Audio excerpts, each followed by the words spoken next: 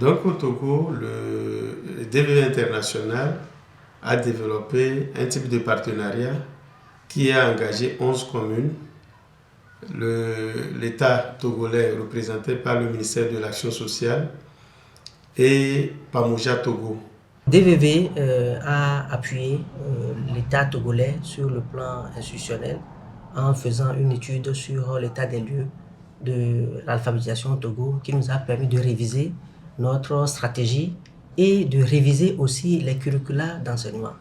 Et en plus de cela, DVV nous a appuyé en ouvrant les centres d'éducation communautaire.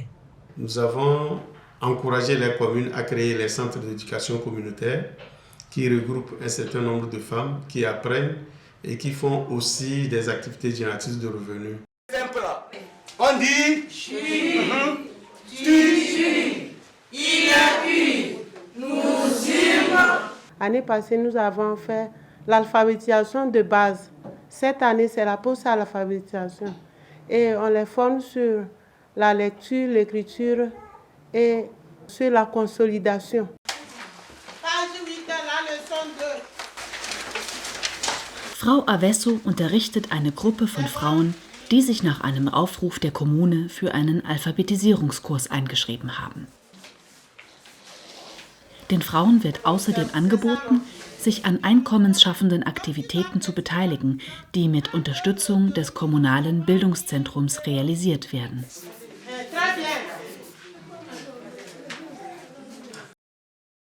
Il avait déjà 3 appels. On a appelé 3 fois passé.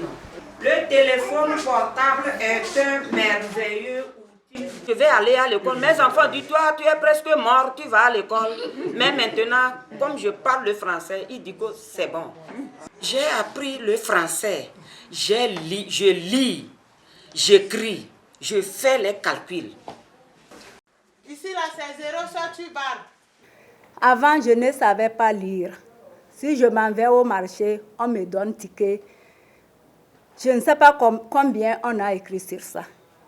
On me triche. À 5 heures du matin, le téléphone de Sani sonne. Moi, avant, les enfants vont à l'école. Quand ils amènent leur livret, leur bulletin, je n'arrive pas à lire. Et avant, s'il n'y a pas les enfants auprès de moi, je ne peux pas appeler quelqu'un dans mon portable. Maintenant, je sais lire les numéros et enregistrer les numéros de mes camarades. Je suis très fière. Avant même, je ne pouvais pas parler comme ça. Quand on fait le divage du riz, là, on sait comment calculer, comment on a acheté, comment on a vendu et enlevé l'intérêt.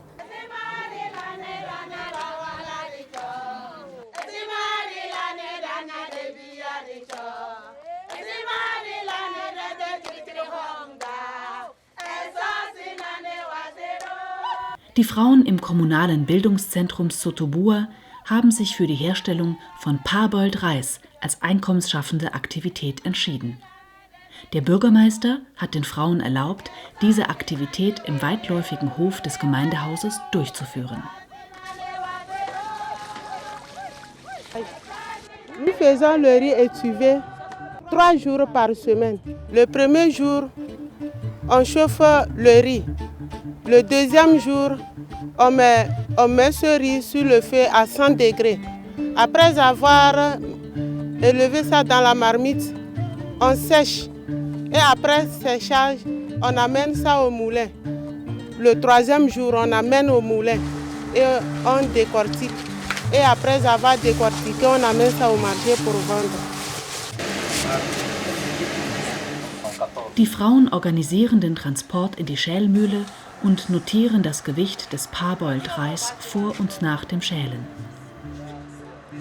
Parboiled-Reis ist nahrhafter als weißer Reis, weil beim Vorgaren und Dämpfen des Rohreis ein Großteil der Vitamine und Nährstoffe in das Innere des Reiskorns gepresst wird. Diese gehen dann anschließend beim Schälen, anders als beim weißen Reis, nicht verloren.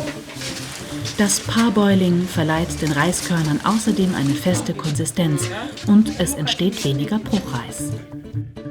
On achète le riz parti 100 kilos à 16 000 francs. Après l'étuvage, on vend le riz à 25 000 et on a un bénéfice de 9 000 francs.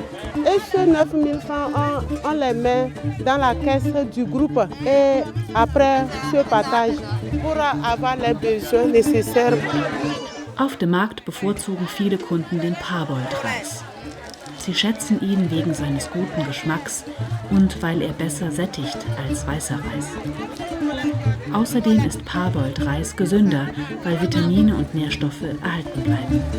Er ist insbesondere für Diabetiker geeignet. Quand j'ai commencé à apprendre le tivage du riz, personne ne peut pas m'acheter la nivaquine, les tapettes, ni quelque chose. J'achète le maïs pour nourrir mes enfants. Dans le tivage de riz, le bénéfice auquel on trouve, si l'enfant est malade, je l'amène à l'hôpital. Si à l'école on demande les cahiers, les bics, pardon, tout ça, j'achète aussi. Avant, je n'arrivais pas. Mon mari aussi, je vais l'aider. J'ai parlé aussi de renforcement de capacité qui concerne les formations des formateurs. C'est ça. Oui. Ensuite, bâton couché. Est-ce que c'est ça? Oui. Oui, et puis Bâton penché vers la droite. C'est les alphabétiseurs qui sont ici, qui sont formés sur le module de comptabilité simplifiée. Ils vont repartir dans leur village et dans leur commune, arriver eux aussi, ils vont animer des centres d'alphabétisation. Maintenant, nous sommes à la poste d'alphabétisation et c'est le pourquoi je suis là pour apprendre l'alphabétisation de la comptabilité simplifiée. Généralement, nous avons au Togo 5 langues qui sont enseignées dans les centres officiellement. Et donc, les formations sont souvent données en langue française. Et après cette formation, chaque langue essaie d'adapter pour pouvoir l'enseigner.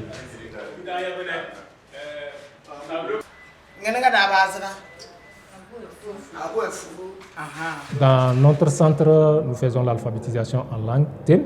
Tout ce que nous avons appris ici comme calcul, compter, donc elles font ça avec leur transformation des graines de néré en moutarde.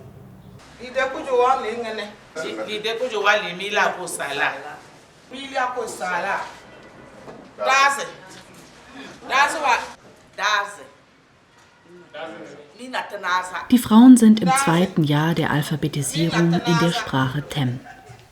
Sie haben in diesem Jahr mit der Herstellung von Moutarde de Néré begonnen.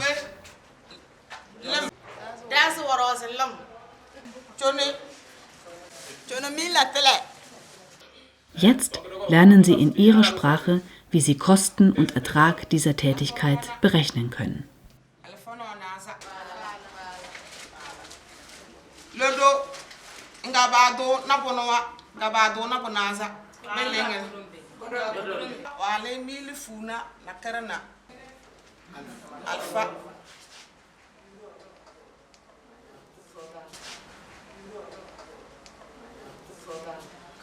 Mozoli skuli tem na kama fon zebede ngade na dede kunumda lele duna moyu mandele dede kununda de ngade to kab jomani ni simumbodu dona ma wuli mebiya do bele do batele le dona bi lamani ni ko jonda ma ya muron marana do so bokone do bando batele tem de ngade.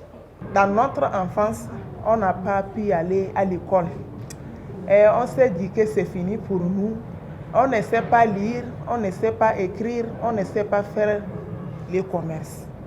Comment acheter, comment vendre et comment voir qu'on a eu bénéfice, on ne sait pas comment faire les calculs. Il y a une grande part de l'éducation qui est réservée aux mairies.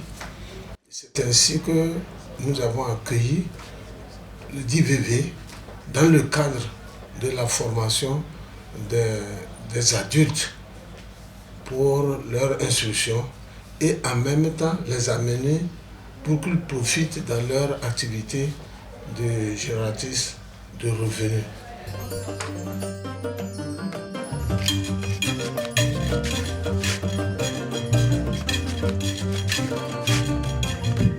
Die Frauen des kommunalen Bildungszentrums Jiaozhou verarbeiten die Samen des Néré-Baums zu Moutarde de Néré, einer nahrhaften Zutat für Soßen. Nach der Reinigung und Auslese kochen die Frauen die Samen.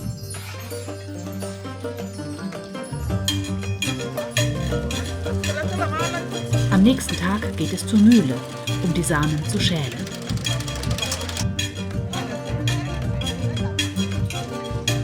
Zurück im Zentrum erfolgt eine aufwendige Reinigung der Samen.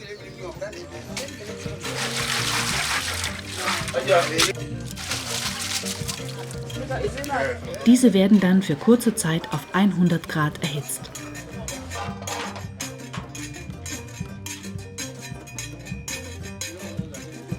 In Säcke verpackt, lagern die Samen dann zum Fermentieren.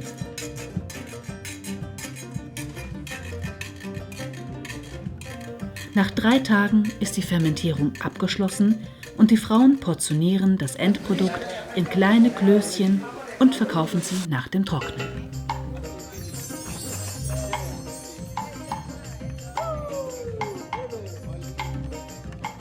Ce qu'on produit dans une semaine, là, ça fait 20 bols. Kilo, ça fait 32 kilos.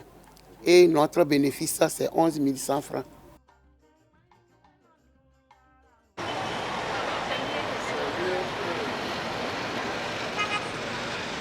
Il y a aussi des réseaux que nous avons appuyés. C'est le cas du réseau Rouanef-K de la région de l'Akara qui permet à ces réseaux-là aussi de travailler pour faire un plaidoyer auprès des communes pour que les communes puissent intégrer l'alphabétisation dans leur plan annuel et aussi prévoir un budget pour la création des centres d'éducation communautaire. DVV non seulement nous a permis de s'organiser en fédération, mais plutôt ça nous a permis de faire le tour, étant donné que la région de l'Akara compte 7 préfectures et 22 communes, pour rencontrer les maires avec leurs collaborateurs pour parler de l'importance de l'alphabétisation et de l'éducation non formelle.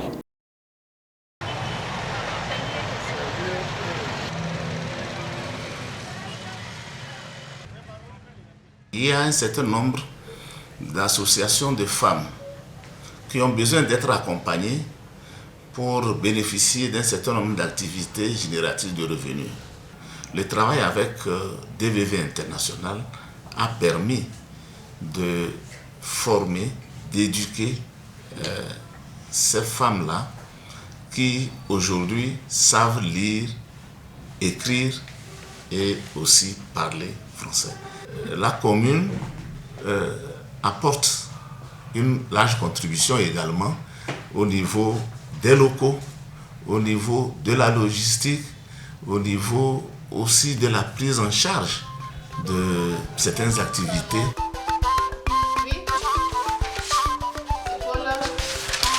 DVV International est en partenariat avec la commune de Koza 1 depuis 2 ans sur le projet de l'alphabétisation et l'éducation non formelle.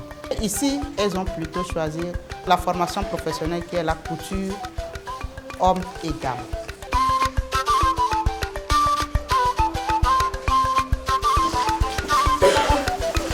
La formation va se dérouler dans 3 ans et à la fin de ces 3 ans, elles vont passer l'examen et avoir leur diplôme de CFA. Combien?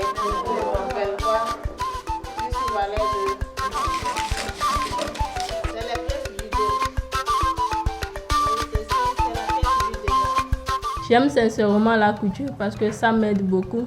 Je couds moi-même, je couds mes amis, mes parents et tout le monde. Et ça m'intéresse bien.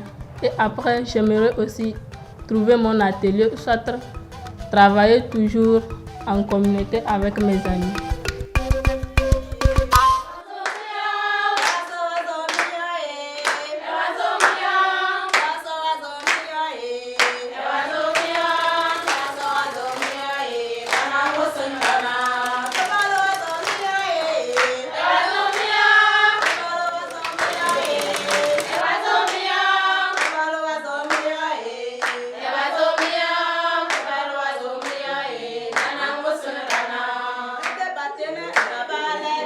Je suis très contente d'être ici aujourd'hui Sans ce projet, je ne saurais pas ce que je serais devenue.